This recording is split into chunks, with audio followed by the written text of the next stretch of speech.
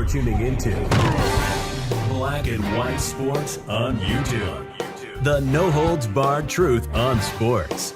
The main event starts. All right, Black and White Sports supporters, let's talk about Deshaun Watson. You still have fallout going on. Now we got two former NFL players coming out and saying they know for a fact why Deshaun Watson is starting, and it doesn't look like it's because he's better than Shedeur Sanders. And much like a lot of us thought, it's because of money. It's because of money, and the directive is being made. And look, you can guarantee one thing. If this decision was not made by Todd Monken, that's disastrous. That's some total Browns, Jets, fucking ownership nonsense. But here we are, right? I mean, Deshaun Watson, he just gave double banger middle fingers to everybody, Stone Cold Steve Austin style, during his press conference right at the fan base. F you. All of you. He tried to walk it back. Nah, it's too late. And one of the things that I brought up, and a couple of other people have also brought it up, Chris Sims, I talked about, also brought it up,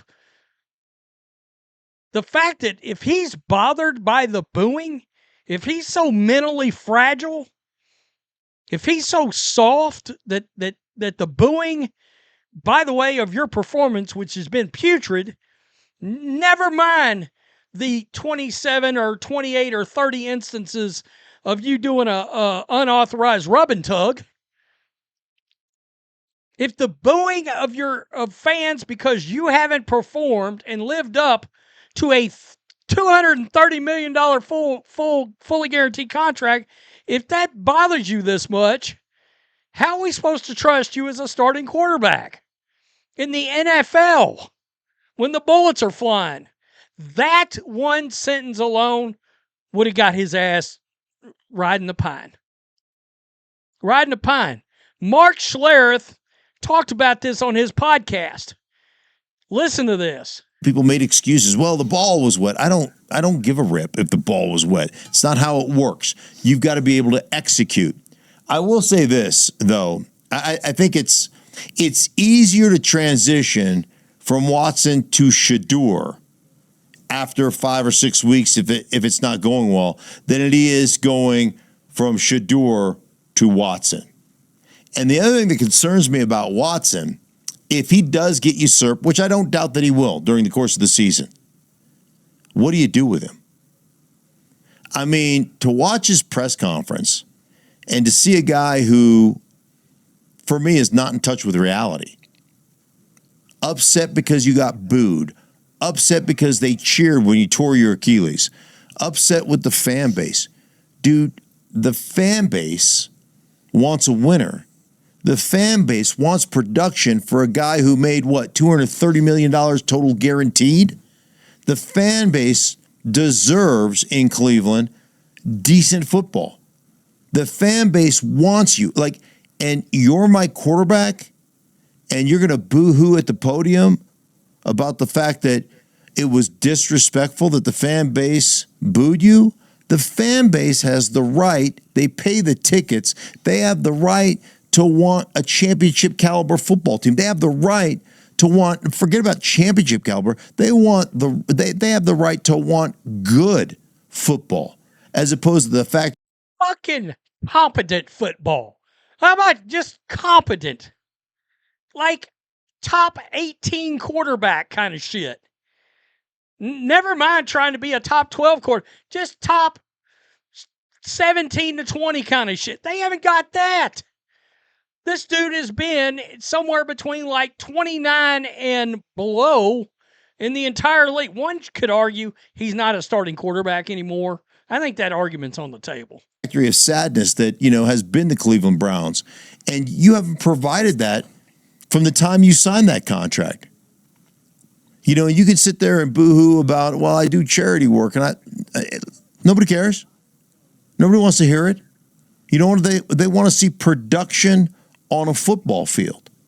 And you have not given them any production. So my question is, Mike, If that's the kind of stuff that you're worried about, if that's the kind of stuff that you can't overcome, if you don't have the competitive nature to say, oh, yeah, really, you want to boo me? I'm going to shove it up your cans. I'm going to play great.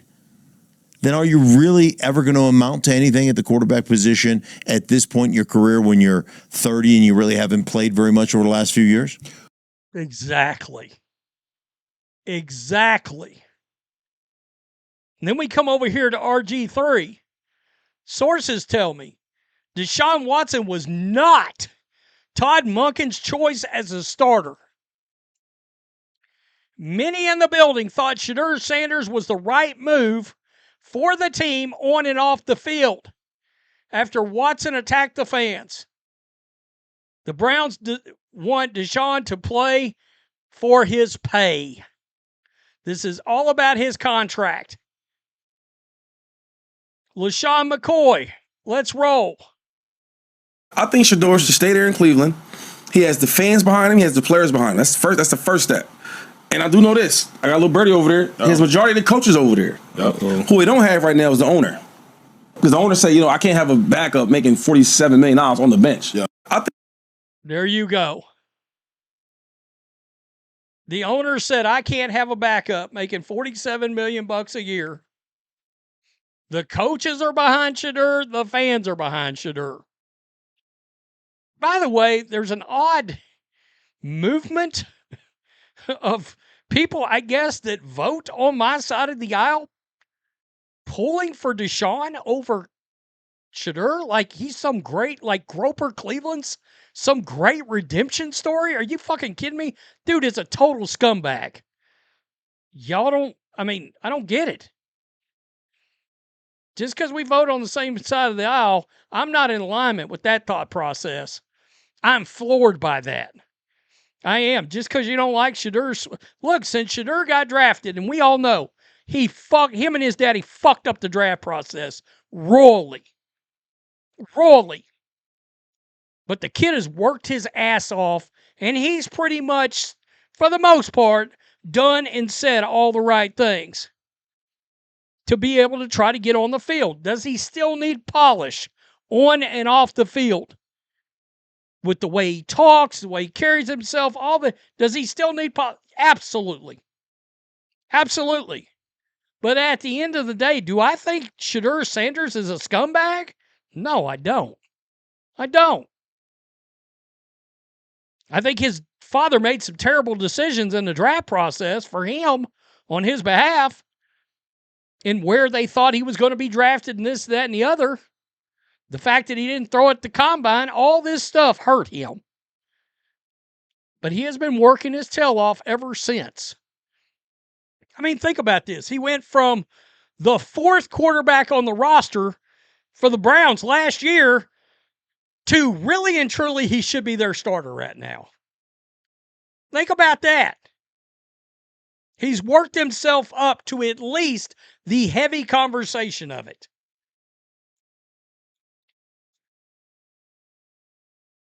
Yeah, you can miss me with the Groper Cleveland is a great redemption story. Nah, go pound sand and kick rocks over in Tahiti or somewhere. We're good.